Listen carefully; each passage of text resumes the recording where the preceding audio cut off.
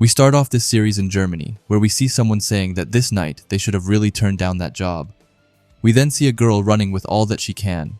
She is in a phone call with someone who says that mysterious myths about supernatural beings tell the girl that times have changed and that for the past 10 years, sightings of these fairy tale monsters have been reported and tons of bizarre creatures have been caught on video.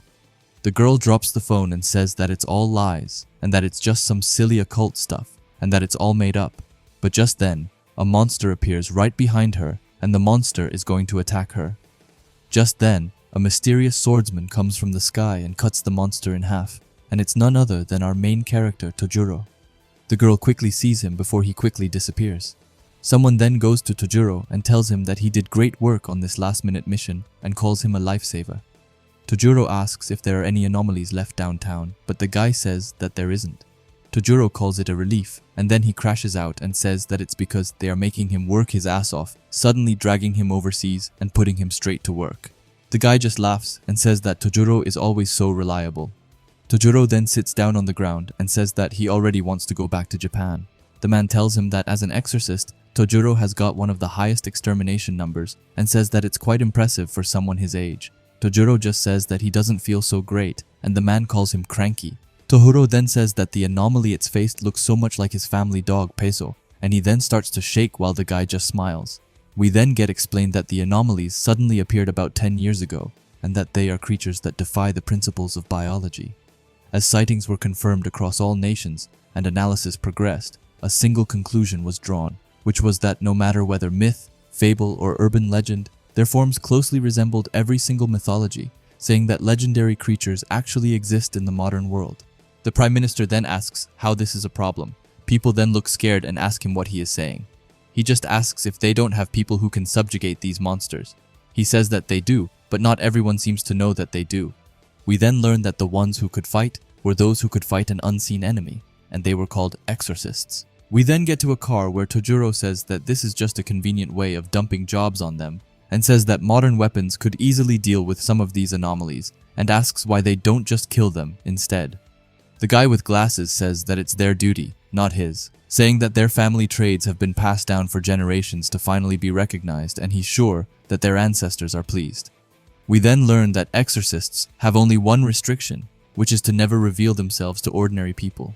We then get back to Tojuro, who says that just because his family has been practicing spiritual power for generations, he gets dragged all the way overseas for this, and no one even knows what he did. The glasses guy says that he understands him and that they're putting their lives on the line, and that a thank you once in a while would be nice. Tojuro, however, says that it's not only that, but that a life where you are forced to just kill things, he really hates it, and that he just wants a normal, slow life and to be free. Everyone just looks at him after that, and the glasses guy says that if Tojuro was free, then he could have pursued romance with that girl from earlier. But Tojuro says that it's not like that. Some of the other guys ask what's so great about girls when Tojuro has got them. We also see another girl in the car beginning to laugh by this. Anyway, the glasses guy then claps his hands and says that it's time to discuss the mission at hand. He tells them that they are on a route to the outskirts of Germany, where the rustic townscapes have become a popular tourist attraction. Starting this evening, the village is holding a festival lasting several days. Over the past few years, apparently, a partial powerful anomaly has been appearing during this period.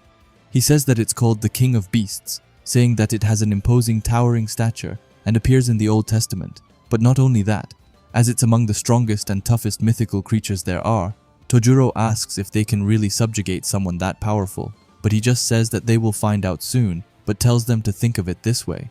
If they manage to defeat it, and the person who achieved this feat made a request, surely they would grant them at least one request, right? He looks towards Tojuro and says that if it's something he truly desires, then an ordinary life or perhaps love may not just be a dream after all, and Tojuro gets big eyes as he hears that. Tojuro then gets into the city and thinks that if he subjugates this anomaly, then he can finally be free. He says that he isn't trying to be like Quatre, and I'm guessing that is the glasses guy. Anyway, Tojuro says that he doesn't care about missions or duties, but instead that once this subjugation is over, he can finally be together with everyone else. But Tojuro starts to think about it and wonders why the anomaly only targets the days of this festival, wondering what its fixation is. Tojuro looks puzzled as he says that it must be acting with some sort of specific intention, and that he really wishes that they could understand each other, thinking that these anomalies, he really wonders what they think about. But as Tojuro is in his mind, thinking, he suddenly hears a loud scream which catches his attention. He looks at the citizens who screams, asking what it is that is coming their way. Tojuro spots the creatures and just wonders if it's supposed to be a mountain. But he then gets serious as he says no, and that the thing is the strongest beast in the land, and that it's a legendary anomaly, and he starts going towards it right away. But as he gets to it, he looks kind of scared as he thinks that it's way too big and says that it's the Beast King Behemoth. After that, the other comes, and Quattro tells the mages to immobilize it, and they send out some sort of pillars from the ground, which are supposed to hold it down. Quattro then takes out his own weapon and starts shooting at it right away. Tojuro then screams that they have got it, but Quattro says that he is wrong, as we then see that all of that didn't do anything, and Quattro says that even binding spells are useless against it. As Tojuro is looking at it, he realizes something, which is that it's moving really weirdly, saying that it's not even rampaging or anything, and that it's almost as if it's trying to avoid causing damage. Quattro then screams for Tojuro, who gets his head back in the game as he says that he can't care about any of it right now. If he just cuts down this anomaly, then he can be free. As Tojuro rushes towards it, a big magic circle suddenly appears under him, and he screams, asking what kind of spell this is, and Quattro says that he's got no idea, and that he has never seen anything like this. Quattro screams out for Tojuro, who just thinks that for the sake of his freedom he will slice it down, so he gets out his sword and makes a big jump as he jumps up and cuts off one of its horns, which leads to the behemoth falling to the ground. But then, everything suddenly gets super bright, and Tojuro gets into some weird space where he sees some kind of worshipper saying that the behemoth will undoubtedly go on to become a beast that the whole world will tell stories about, calling it astounding. The weird man then tells the behemoth to listen and says that it's a powerful beast, but not only that, it's also his strongest creation, and tells the behemoth to fulfill their duties to the fullest, and the man then goes and hugs the behemoth. Tojuro then gets back to real time, and he just looks super confused. He then lands on the ground and sees a bruise on his finger, and Quattro then comes and calls out for him before telling him to look out above him, and there we see one of the horns of the behemoth starting to fall on top of Tojuro, and Tojuro knows that he is in trouble. But as we see everything crashing, we see a hand coming his way. We then see Tojuro being fine, and someone asks him why he decided to hold back at the last minute and show mercy. It's the behemoth who was transformed into a girl, and she screams at Tojuro, asking him why. Tojuro looks at her stunned and asks who she is before trying to demand her to let him down. However, as he tries to get out of her grip, he realizes that he can't and that she is super strong. He thinks that the best thing is to play cool. However, he says that it isn't that easy when she doesn't have any clothes on. She then tells Tojuro that his sword strike would have undoubtedly been able to kill her. So why did he hesitate? Tojuro asks her what she is talking about, but she tells him that she is a beast and that she must fulfill her role, and she then takes her hand closer to her, and yeah, I'm not gonna delve deeper into that. She then tells Tojuro that she rules over the beasts, but if she is hunted down in accordance with the laws of nature, then she must fulfill her role and meet a proper end. Tojuro, still having no clue to what is going on, asks her what she is talking about, but he then catches on that she is Behemoth. He thinks that anomalies aren't able to communicate with them, or at least, that's what they have always been told. We then see the small bruise Tojuro had on Behemoth's hand. The Behemoth then tells Tojuro that her heart belongs to him, and he just screams, asking how things ended up like this. After that, the text says that the anomaly that appeared during the recent operation, the superclass being tentatively known as Behemoth, field agents were dispatched in an attempt to suppress it, but it was deemed too difficult. However, just as an attempt to seal the Behemoth was initiated, it was confirmed to have already transformed into some sort of humanoid form. After that, we get to a meeting where someone says that he has never heard about something like that, and they wonder just what they are supposed to do. But then the United States says that Japan should handle it. He says that in the report it stated that a young Japanese boy greatly influenced its transformation, so they should handle it. Japan is firstly scared, but the United States president has a cold stare, which makes Japan give in, and they say that they will take care and handle it.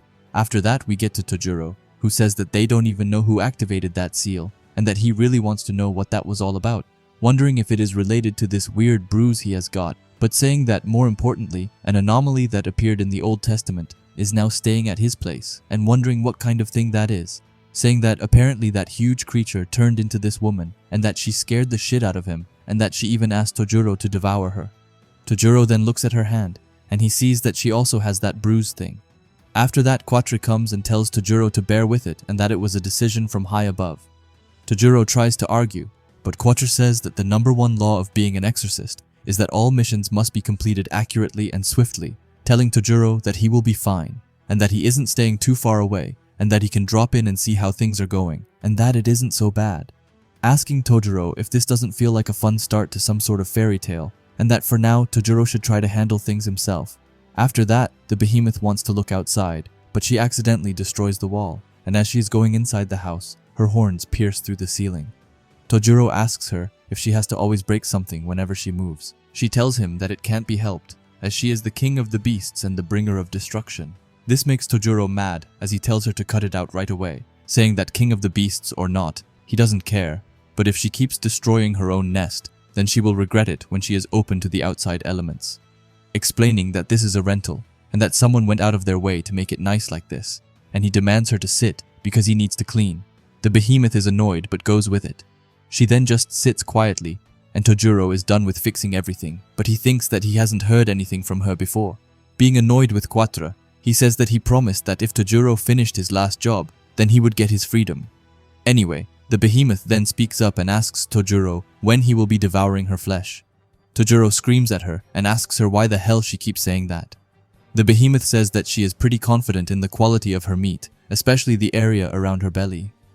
Tojuro tells her that he won't be eating her and to stop trying to tempt him to do it. Besides, she is now living amongst humans now, so why would he even devour her meat when they have plenty of delicious food here? He then cooks up a really nice looking dish and tells her to dig in. She looks at it closely before starting to eat it. Tojuro asks her how it is, and she looks overjoyed. Tojuro blushes and tells her that she can eat as much as she wants. We then see that she finished a ton of plates and even then is asking for more food. Tojuro says that she ate everything and that there is nothing left, but she still says that she wants more, so Tojuro says that he will buy more for her. However, as he is walking to the store, he calls it a pain, saying that she is huge and constantly goes on about wanting him to devour her, and that she's inconsiderate and keeps breaking stuff. But at the same time, at least she listens to him when he talks, and the rice he made for her, she seemed to really enjoy it. Tojuro then smiles and says that she really is something else. He then wonders what anomalies even like to eat, but then Quattro comes by him and asks if he is also out shopping. Tojuro says that he thought that Quattro had gone back, but Quattro says that he told him that he would be close by. Quattro then looks at Tojuro's shopping and asks him if he is buying food for the behemoth. He says that he is, but also for himself, as she ate everything in their house, and then she looked really sad, because all of the food was gone. Quattro is just silent before Tojuro tells him to listen. He says that he has been thinking that she might not actually be evil, and if they tried talking to other anomalies the same way, then they might be able to talk to, and more willing to listen. Then they thought so instead of subjugating them, but Quattro cuts him off and tells him that it's a dangerous way of thinking, telling him that no matter how much special treatment you afford them, they are still anomalies, and they can easily kill them with just one hand. Even that behemoth probably even easier, Tojuro tries to argue, but Quattro says that they can go berserk, and that it would be far too late for them to regret biting the hand that fed them. Quattro asks Tojuro if he gets it, saying that it's good that they seem to get along, but that he must never get his guard down, and that he must also make an effort to not get caught up in her place. Tojuro still tries to argue, and says that he doesn't believe that she is evil, but just then, something happens with his mark on his finger, and it says, "Warning," telling Tojuro that 10 minutes have passed since he has been more than 200 meters away from the subject, and that they are nullifying engagement. Tojuro asks what is going on, and if the bruise just spoke, but they then realize that something is wrong, and just then it seems to start an earthquake. But as they look out, they see the behemoth in full size being in town, and they wonder if she has seriously turned back. Tojuro asks Quattro how this happened, but he says that he isn't sure himself, and that the only thing he knows is that if they let this continue, then things are only going to get worse. Tojuro asks the ring if they can't do something about it, but it says that under current conditions, it is impossible, and for now, please find a way to calm down Behemoth. Behemoth then starts to go wild, and Quattro, while having his gun out, tells Tojuro to let's go. Tojuro asks him why he has his gun out, and he tells Tojuro that they can't let her harm the city or its people, saying that he isn't sure what calming her down means, but if she keeps rampaging this town, and its citizens will get hurt, and worst case scenario, they may have to consider extermination, which shocks Tojuro. Tojuro knows that he can't let that happen, so he jumps towards her and screams her name. However, the behemoth is just continuing to cause rampage, and Tojuro thinks that there has to be a way, so he takes a deep breath and screams while asking her to stop and sit down, which she actually does. Even Tojuro himself says that he didn't think that it would work, and that the behemoth actually listens to him. But just then Quattro spots something and tells Tojuro that it isn't, and tells him to look up, and as he does so, he spots a ton of anomalies flying around in the sky. They noticed that more and more of them are gathering around the behemoth, and they start to wonder if it's her that is calling for them. Quattro then says that he knew it, and that these anomalies are far too dangerous. However, Tojuro can't stop thinking about his moments with the behemoth, and we then see the behemoth punching one of the anomalies and killing it. She explains that Tojuro told her that human nests must not be destroyed. Tojuro then screams out for her, and she gathers all of her powers as she lets out a massive roar, which destroys all of the other anomalies. After that, the ring starts to speak again and says that the subject is returning to human form. We then see the behemoth transforming, and she says that the others came here because they wanted to meet the behemoth, but that she chased them away and asks if she did a good job. Tojuro looks super happy before closing his eyes and screaming at her to put on some clothes. Quattro just laughs looking at this and says that the terms of the contract have actually been fulfilled, and with something as outrageous as this. After that, we see the higher-ups talking about what just happened. The man from earlier says that no matter how you look at this, it could be their big chance, and that these anomalies, no other country has managed to get their hands on their mysterious powers yet. For instance, if that young man could actually control the behemoth, it would be a great help to them. They ask him what he means with control, but he says that he means making the behemoth fall in love with him. The girl worker just says that he had no idea that he were into such girly things, but he says that he isn't, but that he thinks about how easier things would become if he could tame the behemoth like that. Saying that for now, to ensure nothing like this happens again, they should request support from the headquarters and monitor the situation. We then see Tojuro saying that he knew it, and that anomalies can understand them if they just try and talk to each other, and that they won't need to kill them anymore. However, we then get back to the man who says that the mission has already started, and it's to make the behemoth and that young man fall in love with each other. We then see some sort of office man saying that it completes the necessary procedures, telling Tojuro that 90% of the partially destroyed buildings have already been restored. He tells them that both now have instructions to continue living here as before. Tojuro asks him if that's really okay, as after everything that happened, he thought that they would be quarantined for sure. The man just tells him that he is a special case and tells them that if they have any more issues arise, feel free to consult them anytime, and after that, he leaves.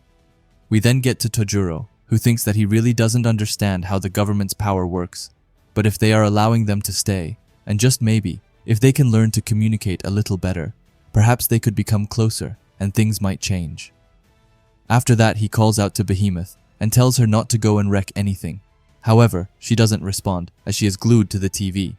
Tojuro looks and sees that the Behemoth is staring at a bunch of food, and he says that those are in Chinatown, and she even starts to drool as she looks at him. After that, we see him outside with Quattro, and Tojuro tells him that the Behemoth wants to go to Chinatown, and that even now her eyes are still glued to the TV screen, and that if he takes her out to eat, maybe he could get to know her better, saying that even after the incident the other day he still doesn't actually think Behemoth is evil, explaining that maybe he could even figure out what these anomalies are thinking, as after all, he is practically her guardian at this point. Quattro just laughs as he hears that, and Tojuro tells him that he is doing his best. He then looks sad and asks if he isn't doing enough. Just then, Quattro takes up his phone and sees that someone is calling him. It's none other than the president of the Exor's Japanese branch, Kaninuma, who tells Tojuro that Exors has classified Behemoth as a top priority special case, telling Tojuro that he has their full support, so please make sure to treat her with the greatest hospitality. Tojuro is surprised and asks him if he is okay with this, and he says of course, telling Tojuro that everyone here really wants Tojuro to get along with the Behemoth, telling Tojuro that if he gives her a guided city tour and she has fun, then maybe rather than destroying the place, she might be more likely to protect it instead. Telling Tojuro to show her just how great human cities are and become her teacher and guide. Tojuro says alright, but Kaninuma then says that first and foremost, this whole thing is about boosting her affection for Tojuro, telling him to build such a deep bond with her and to aim to be the special man in Behemoth's life, saying that he can even think of this as a date and to go there with the goal of making her fall for him, which leaves him in total awe. But we then see them in the city. Tojuro just thinks to himself that this is bad and that this is harder than taking down Anomalous, saying that forget dating or even trying to make someone fall for him. He has never even hung out with friends before. He wonders what dates even are to begin with and what you are supposed to do with them. Tojuro then looks at Behemoth and thinks that they even went out of their way to make date-specific clothing. Tojuro then looks at her closely and thinks that she really pulls off wearing human clothes and that she is really stunning. Behemoth then also looks at him, which only makes Tojuro look away. After that, he gets a devious smile, as he thinks that today she's getting the best damn escort ever. Tojuro then finally speaks up and tells Behemoth that he has been reading up on all these guidebooks and that he is going to show her all the coolest places today, explaining that there's a popular tourist spot here. But just then the Behemoth can smell something, and while Tojuro is speaking, she leaves him and goes towards the smell, telling Tojuro to follow her. Tojuro just thinks that she's insanely fast. We then see Tojuro trying his best to guide her. However, he quickly realizes that she isn't listening to him and that she is only going to where the food is. But then suddenly, Tojuro bumps into someone else, and that's when the Behemoth pulls out her hand and catches him. The Behemoth tells him that he walks too slow and that there are so many people here and that Tojuro is small, so they will end up losing each other. Tojuro then tells her that it's just her that is huge. After that, the Behemoth tells him to hold on to her and that anywhere is fine. Tojuro just asks her if she really means anywhere, and she says, "Of course, as my body belongs to him after all." Tojuro then screams that it's enough and that everyone's staring at them. They then hold hands, and people around them start to wonder if they are siblings, maybe mother and son, or maybe even a couple. Tojuro then thinks that he thought her hand was the least awkward place to hold her, but now that he thinks about it, a man and a woman holding hands like this is super embarrassing. He then wonders what the proper way to link their hands is, but after that he thinks that he can't go making it weird now, and that he used to hold hands with mom and dad all the time, thinking that he wants them to get along better, and that they're only holding hands so that they don't get separated. But after that, his hand slips into hers fully, and he thinks that it's really starting to get weird now. However, luckily, the Behemoth finds more food, so she lets go of his hands and rushes to buy it, which Tojuro, in his mind, thanks her for. Behemoth then stares at some other people and thinks that humans are actually fascinating and that they add so many different flavors to their foods.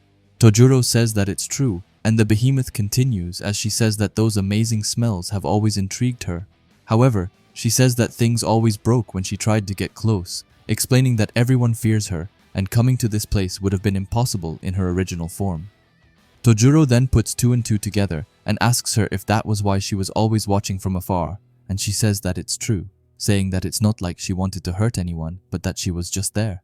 Tojuro then tells her that it sounds to him as if the Behemoth is actually a really good person. However, she then looks scary and asks if he is looking at her when he says, "a good person," and he says that he is, telling her that now that he thinks about it, she was behaving pretty weird back then. But it makes more sense now knowing she was trying not to cause any damage and that she even listened to what he was saying the other day too. The Behemoth says that still she is an anomaly, an attacker of people, a bringer of destruction. Tojuro just asks her if she can really say that after everything, and it looks like she blushes a bit. But then she goes strangely close to Tojuro, and she smiles towards him as she tells him that he has made her wish come true, so that makes Tojuro a good person too, telling him that he should bring her here again sometime. We then see Quattro, who has been listening in, and he says alright, and that it seems like things are going well between him and Behemoth, thinking that taming her this way may not be such a bad strategy after all, and if they can just make the subject fall for him this way, then maybe Tojuro could actually control Behemoth's thoughts. However, as he looks at Tojuro, he quickly realizes that it's the other way around, and that Tojuro is falling for her, thinking that if Tojuro grovels like this, then it looks like he will be the one being tamed here, and that it's as if the power balance has already been switched. Quattro thinks that this is unexpected and wonders how he should report this to the headquarters. After that, the Behemoth asks Tojuro what's wrong, but he just blushes and says that it's nothing. However, after that, we see some small dark creatures saying that they have spotted the Behemoth and that they must defeat and kill her. After that, we see some text that says that a report details the connection between anomalies and mythologies. These anomalies seem to bear a striking resemblance to the ones depicted in strange local legends from various regions. One posited working hypothesis states that, through some unknown ability, these anomalies are intentionally taking on the form of creatures to match these legends. We then learn that it was Quattro that read that book, and Tojuro says that he must really love books. Quattro says that he sure does, and that anything with one of these stories is great, telling Tojuro that not only that, but these myths and fairy tales also contain methods and strategies for defeating these legendary creatures. He then gives Tojuro one book and asks him if he shouldn't try and give it a read, saying that he might come up with better ways of defeating them. Tojuro just looks confused, but Quattro continues and says that he is sure that Tojuro is beginning to grow curious about her, like as a woman. Tojuro just screams as he hears that. Meanwhile, Quattro just smiles and tells him that the things she likes, the type of guy she's into, might all be in his book of his. Tojuro is embarrassed and tells him that it's not like that at all. Quatre says that even then, information gathering is crucial and that they really need Tojuro to tame her after all. Tojuro then reads it a bit and learns that anomalies can change their form using some sort of power, and that being able to do that just makes them even more mysterious, wondering what the true nature of these anomalies really is. Suddenly we get to Behemoth, who is in the bath, when suddenly two small creatures go through the roof and head to kill her. Tojuro and Quatre wonder just what is going on, but then Behemoth rushes out of the bathroom and she right away jumps on top of Tojuro to protect him. But yeah, I don't know what I can realistically show, but she gets a bit mad, so Tojuro screams at her to put on a towel. She does that, and Tojuro then asks what these things are. Quatre asks if he has never seen them before and says that they are goblins. Tojuro is amazed and says that they look so different from his reference material.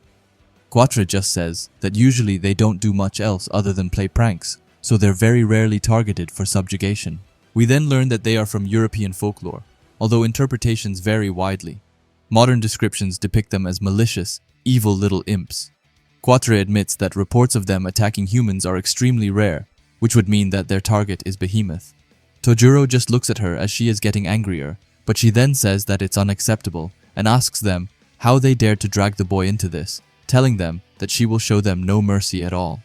She looks super scary as she says that they have meddled in the Beast King's domain and that they will be utterly destroyed before even having time to regret it.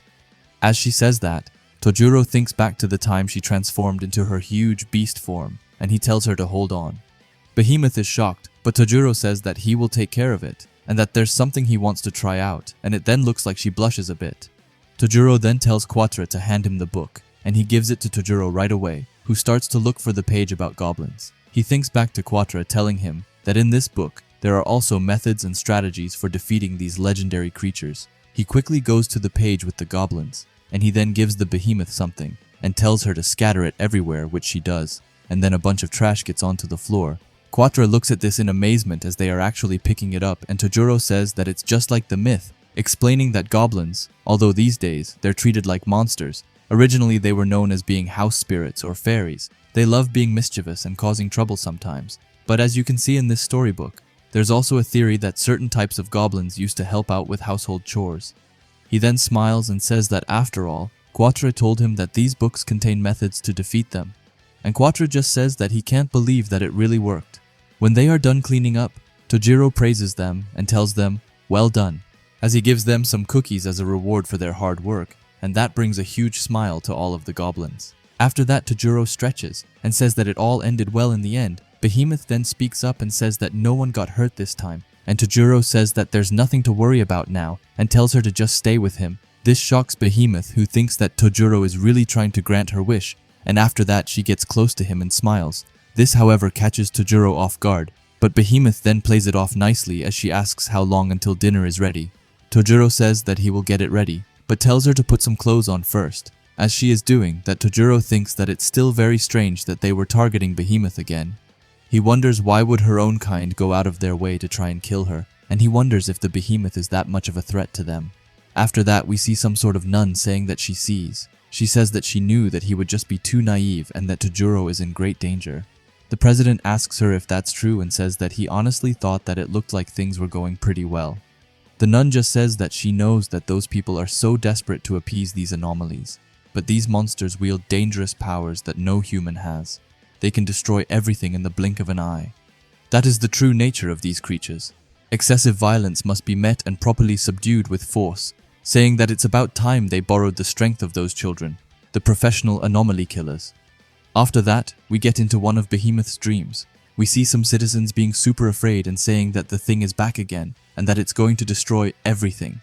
We then see that it's obviously Behemoth who they are running from. However, she thinks to herself that they're all wrong and that she doesn't mean to destroy anything. She is sad to see all of them running away and tells them to please not go and not to leave her alone. She then wakes up and we can see her hugging Tojuro tightly while saying that it's raining. After that, we skip some time and see Tojuro trying to leave, but Behemoth doesn't allow him and he asks her what's up with her. She asks him where exactly he is going, asking if he is going to leave the Beast King behind. Tojuro just says that he is going to clean the drains, explaining that it's not like he wants to go, but that it's his turn and that it needs to be done. Behemoth tries to say that she will go with him. However, Tojuro tells her that there's no need for both of them to get filthy. She then tells him that if she is separated from him, then she will change back to her form. But he says that he will just be right here and tells her to chill out. After that, we see Quatre coming. He looks happy as he says that Japan truly a goldmine for books, saying that they have everything from printed stories to illustrated books and that he is in heaven right now. Suddenly, he spots Behemoth being outside. She looks intensely towards Tojuro, and Quatre thinks that he has never seen her make this face, so he asks her what she is doing. She then points to Tojuro and says that she was left behind.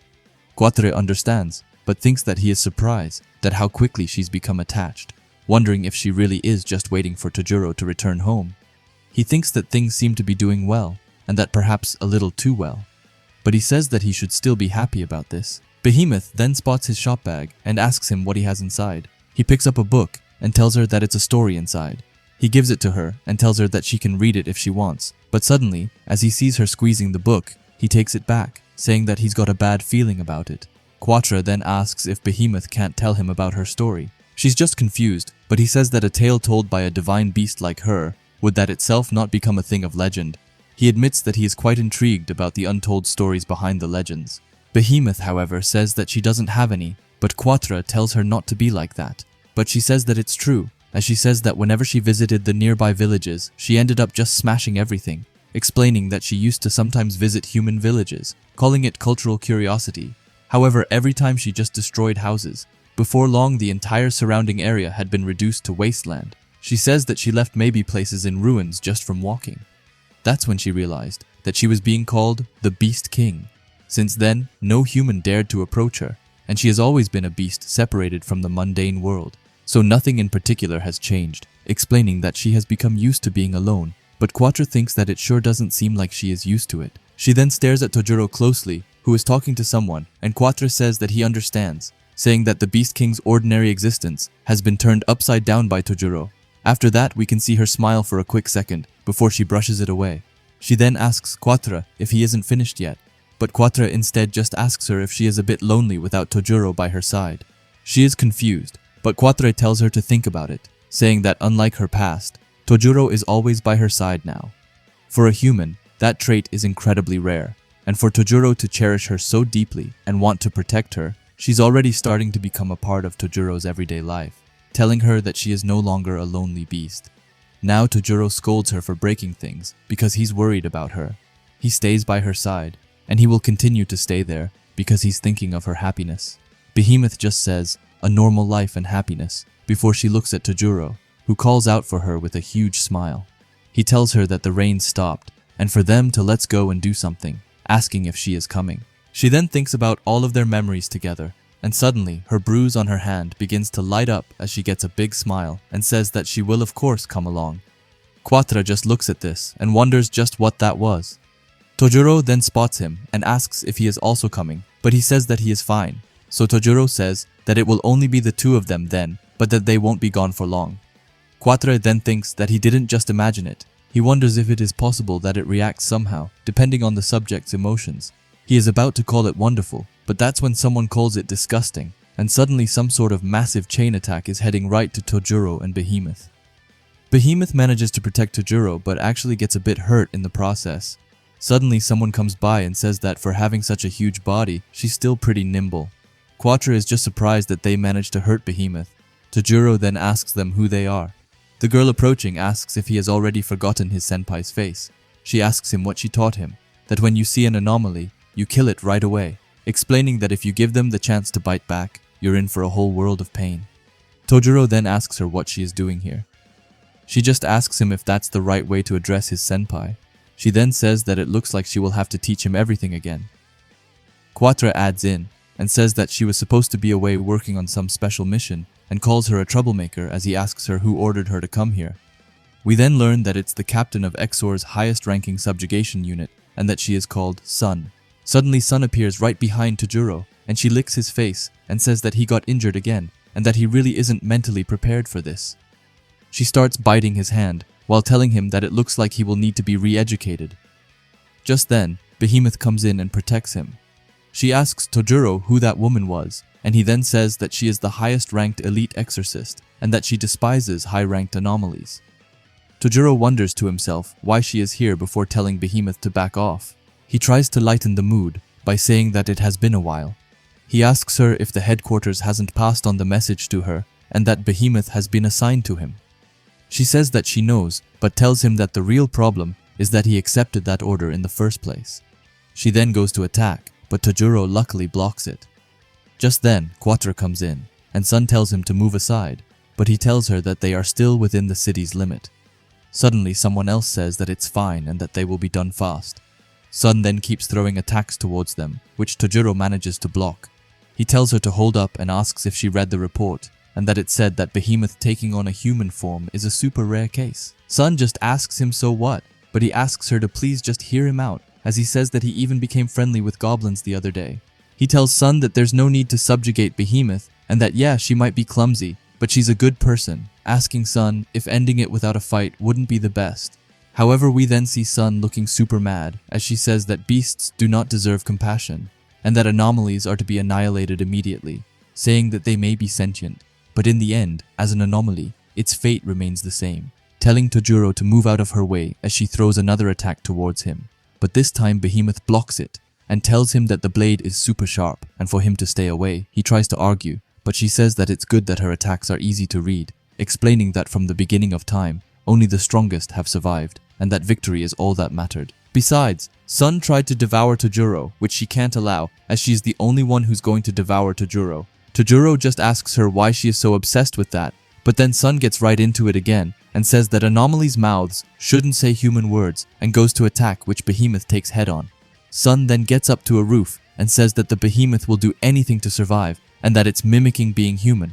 She then starts loading up a special attack and says that she will end this before it's too late.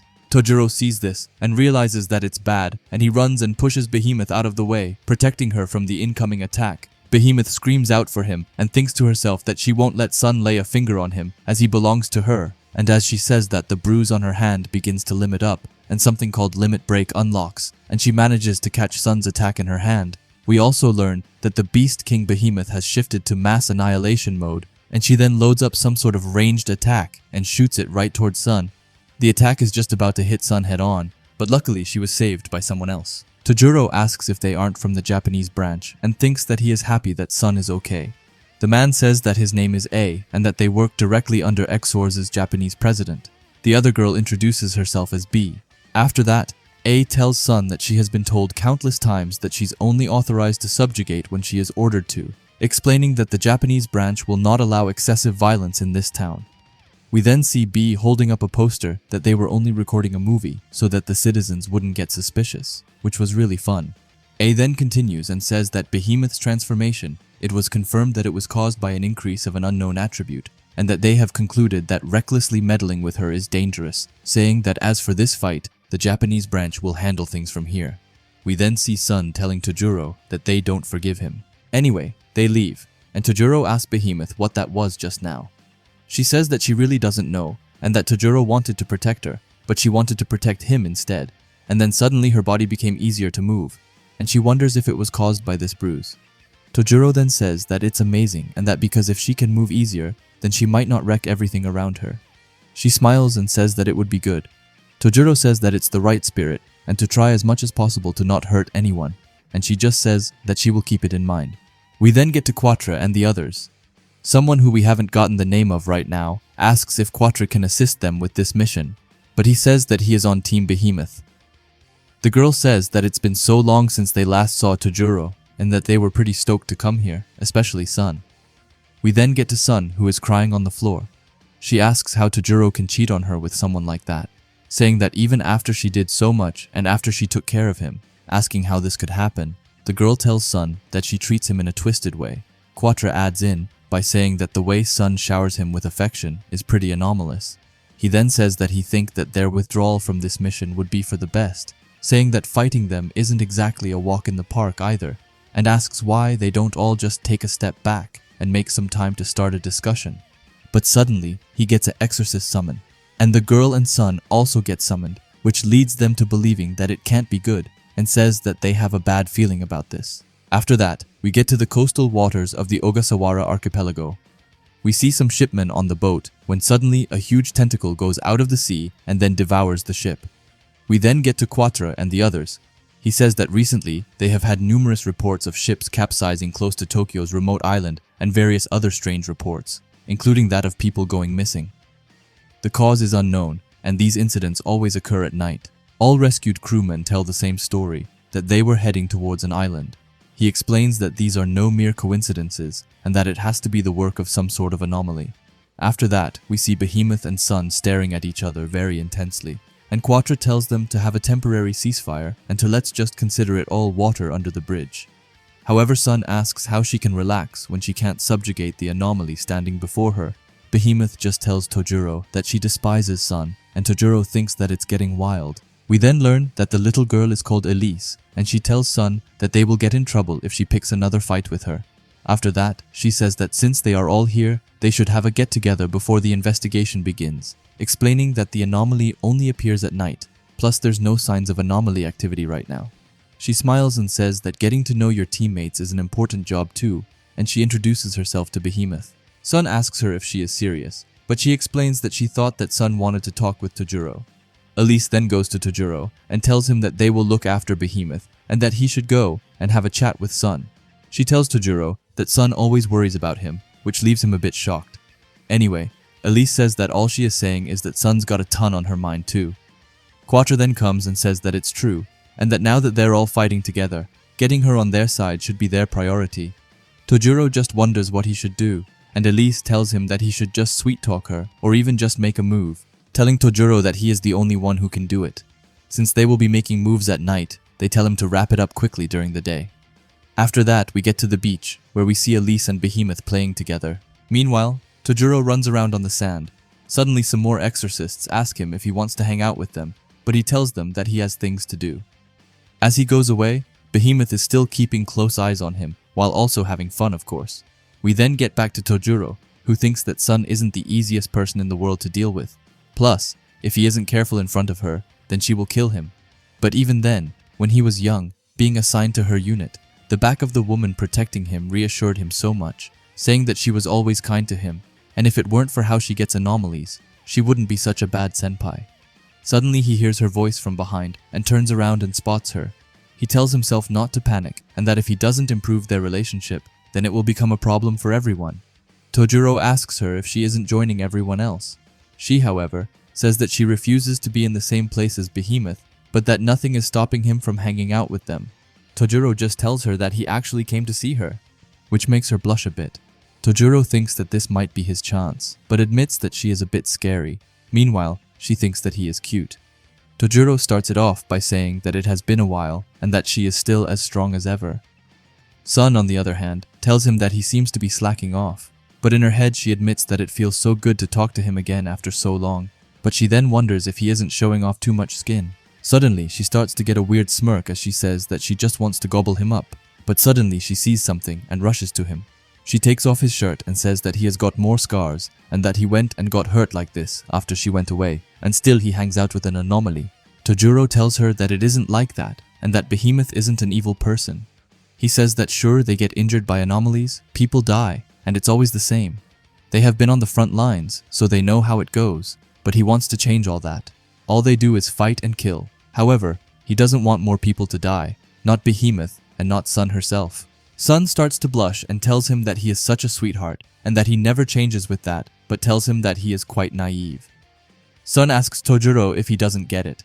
She says that this is a kind of careless idealism that allows these anomalies to run rampant and kill innocent people, saying that killing them is the only way they can protect the innocence of this world.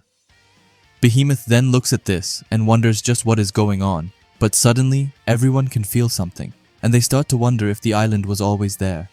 Tojuro asks Sun what is wrong, but she just wonders about this strange aura she is feeling, saying that it's some sort of mysterious island. Then suddenly, a huge wave of water goes to them, and Tojuro falls into the water. Sun screams at him to look below him, where we see some sort of huge sea creature going to attack him. The text says that throughout the vast history of maritime travel, it has appeared time and time again, sometimes called a serpent, other times a turtle, and occasionally even an alligator. When it breaches the surface of the ocean, sailors often mistake it for a small island and attempt to land upon it. Across the world, tales of ships and sailors being attacked by an entity known as the sea serpent. After that, we get back to everyone looking in total awe as they say that he has been devoured. Sun screams out for him, and so does Behemoth, who it looks like is even crying. After that, she gets super mad and starts to fire some sort of beam towards the sea serpent, and Sun screams at her and asks her what she is doing. After that, she uses her sword and extends it so that it reaches around Behemoth's neck, which cancels her beam. Sun asks her if she is out of her mind, but Behemoth says that she tried to rescue Tojiro. Sun, however, calls her a dumbass and tells Behemoth that they doesn't even know if he's dead yet, saying that he's still inside, and Behemoth plans on blowing away the monster that ate him, telling Behemoth to use her head for once and to not go berserk as Tojiro's life is in serious danger right now. Behemoth looks to be in total shock. After that, meanwhile, Quattro asks them if they are okay, and Sun tells him to stay back, and that as long as that thing's lurking underwater, more people are gonna die. After that, Sun dives into the water and looks at the sea serpent while saying that their top priority is making sure Tojiro's still alive. Suddenly, Behemoth's ring starts to beep, and it's Tojiro who calls for her. Sun, who has gotten back up, is just in pure shock and asks how they can communicate like that. Anyway, Tojiro says that he's happy that they can hear him, and he says that he's still alive. Sun then looks like she is about to cry, as she is super happy to hear that. Tojiro then continues and tells them not to attack. However, Sun screams that it's too late for that, and asks if he is still going on about his thing of not wanting to hurt anomalies. However, Tojiro tells her that she is wrong. We then get to Tojiro, who says that he has ended up in its stomach, but that inside its belly there are more survivors, and he says that they're probably the missing people from when that boat capsized. Sun then looks conflicted, as with that in mind, they truly can't attack it. Tojiro then continues and says that he will get the survivors out of here, before telling them that if there's any way that they can somehow immobilize it so that they could make their escape. Sun tells him not to be ridiculous and says that there's no way that they could restrain a beast that size without harming it. But that's when Behemoth, without any second of hesitation, dives into the water. Sun just looks at her from above and wonders what she will do. Behemoth tries to punch the sea serpent, but just then it smacks Behemoth away. She goes up and says that she needs to go again. However, Sun tells her to hold up. However, the Behemoth looks back at her and tells her that Tojiro is asking for their help. Sun looks once again very conflicted as she wonders to herself if she isn't a ramping beast who runs on pure instincts, but still she is fighting for someone else's sake, saying that she had previously thought that she was just like the other anomalies before admitting that maybe she was wrong. Sun then speaks up and says that she understands and that she has a plan. She tells Behemoth to listen up, as if they are going to save Tojiro, and then Behemoth needs to do exactly as she says. This catches Behemoth's attention as Sun then continues, saying that she still despises her. However, if what she is saying is true, and that she is capable of caring for someone other than herself, then just this once, Sun will put her faith in her. Behemoth just nods to her, as she then dives into the ocean. Meanwhile, Sun starts getting ready with her sword, and tells Elise to be ready, as she sends the sword around the sea serpent. With that, she has locked the sea serpent down, and just then, Behemoth wastes no time as she goes in for the punch and punches the sea serpent right in its stomach, which makes Tojiro and all other survivors start to fly out of its mouth. With them in the air, Sun screams at Elise to do something now, and we can see that it looks like she has electrocuted the sea serpent. After that, Tojiro and the other survivors swim all the way to the shore, and as he gets to the beach, he says that they are all saved. As he then rolls over, he spots Behemoth being on top of him. Behemoth, just like always, calls him boy, before starting to give him a huge hug and saying that she is happy that he is safe. We also see Sun in the back, who looks jealous of this, but Tojiro couldn't care less about any of this, as he asks, "What's with the sea serpent?" And Quattro tells him that it looks to still be alive and asks what they should do with it. Elise says that they can't just let this thing go free and cause more mayhem, and Quattro says that they most likely has no choice but to exterminate it. Tojiro, however, tries to think hard of another way to do it, as he says that he really doesn't want to kill it, and Quattro says that he is on it again. While this is going on, we see Sun in the back wondering what's up with the bruise on both Tojiro's and Behemoth's finger, and says that no one's been able to do it before, but he's now got some strange ability to control anomalies, and says that there's no way that it's just an ordinary bruise. While she's in her thoughts, Behemoth gets close to the sea serpent and says neutralize without killing, and just then, her bruise lights up, which catches Sun's attention. The bruise then says engage, and that as per contractor's command, overriding and correction of target will now commence.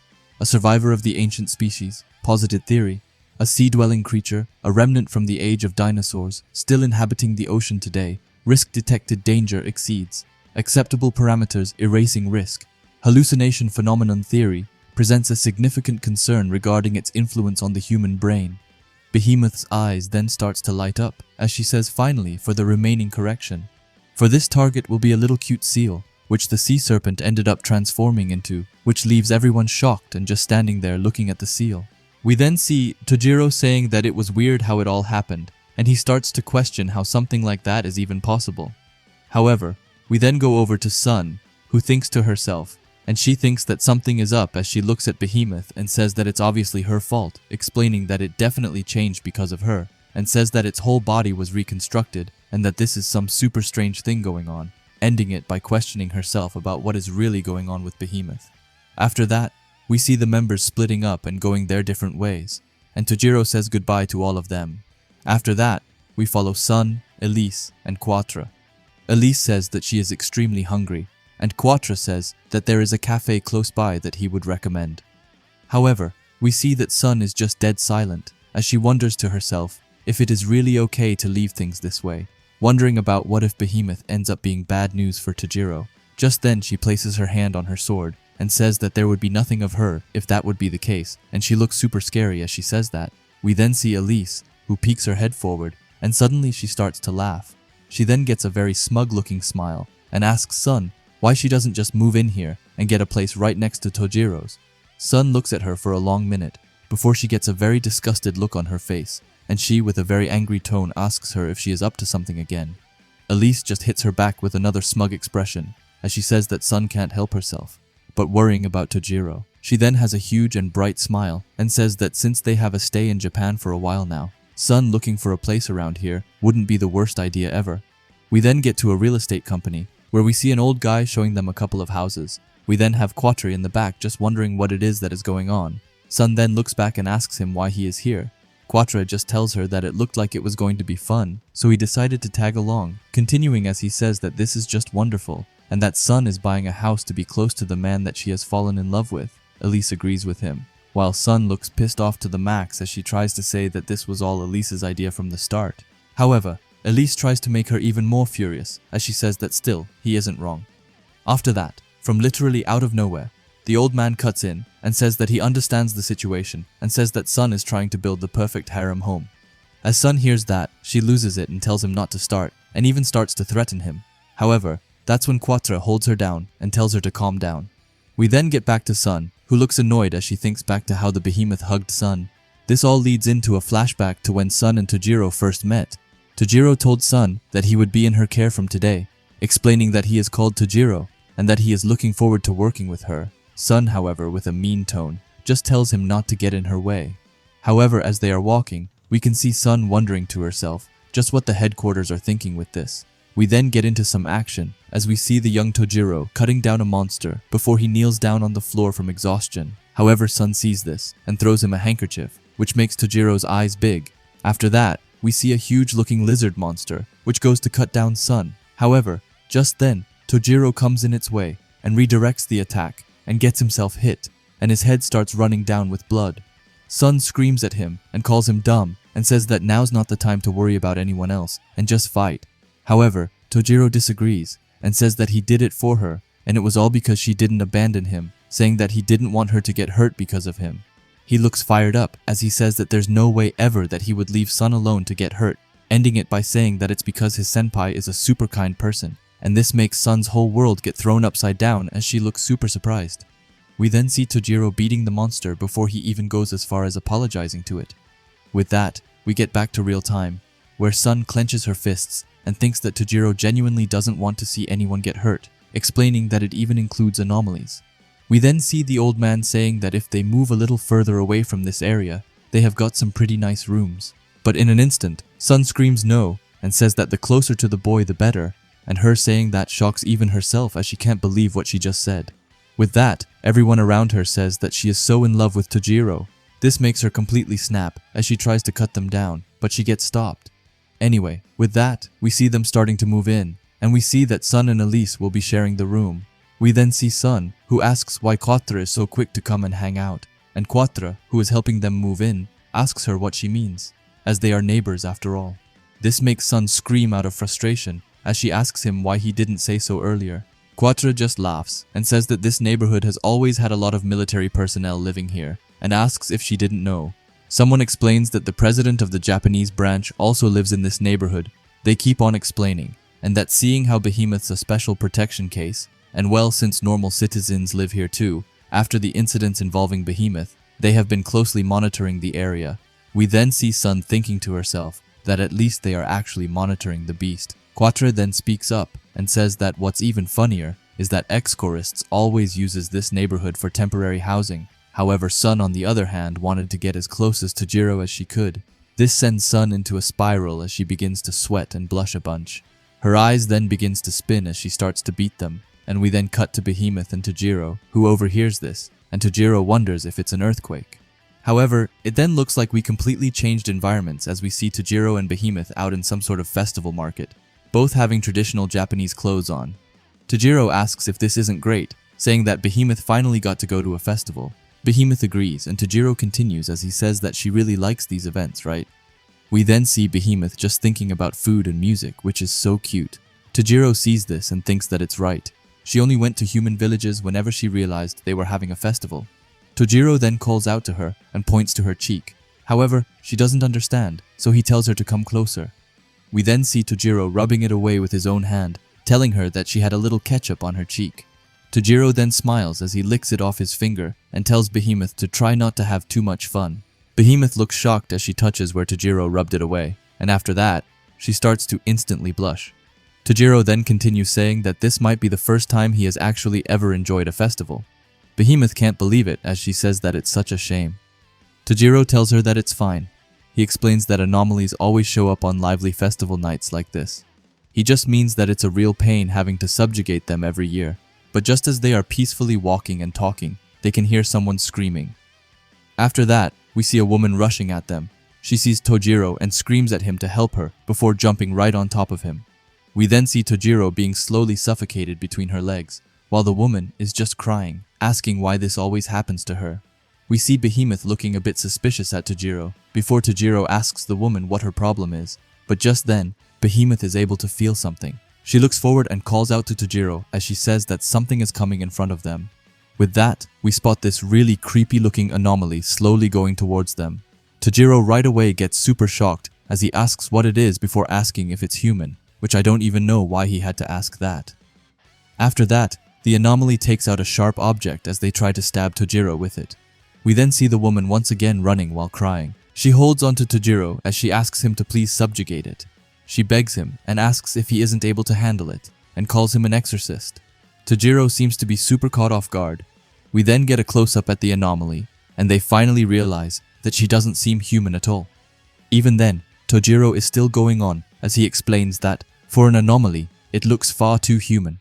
Behemoth then appears on his side as she tells him that she will assist him. Tajiro calls out to her. After that, he gets into his own head as he thinks that it doesn't make any sense. He thinks that anomalies are always supposed to look more monstrous, for one to so closely resemble modern-day humans, explaining that he has never seen a form like this in any reports before. We then get back to the woman who screams out. She explains that it's a creepypasta. Tajiro is super confused, but the woman continues. She tells him that they're a new breed of anomaly. Tajiro tells her that he hasn't heard a single report about anomalies like that. The woman tells Tajiro that maybe the reason he hasn't had any reports about it is that this anomaly is still limiting its targets. She also looks really shy as she says that. Tajiro just looks at her, super confused as she calls out to her and asks her how she knows so much, but she isn't able to answer as we see the anomaly almost cutting her. This makes both Tajiro and Behemoth act right away as they rush forward. Behemoth is first as she goes to grab the anomaly, but for some reason, Tajiro screams out to her to wait. Behemoth just looks back super confused, but Tajiro tells her that at this rate, she is going to end up killing her, and that she is way too powerful. He continues as he tells them that creepypasta or not, she's still a living thing, and hearing that makes the woman in the back realize something. Tajiro then gets into an attacking stance as he tells Behemoth to restrain her without killing her. We then get into a flashback to the woman who was looking at her phone. It was pictures of Behemoth and Tajiro as the text told her that they immobilize anomalies instead of killing them.